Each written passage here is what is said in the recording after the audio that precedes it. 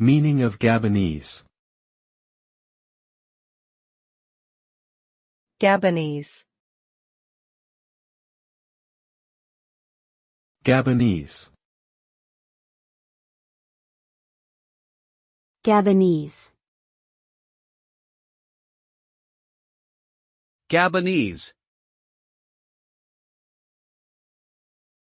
Gabonese is an adjective used to describe people, things, or places related to the country of Gabon in Central Africa. The term can also be used as a noun to refer to a person from Gabon.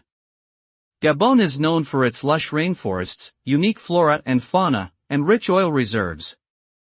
The country has a population of around 2.2 million people and is home to many different ethnic groups, including the Fon, Bapunu, and Ashera.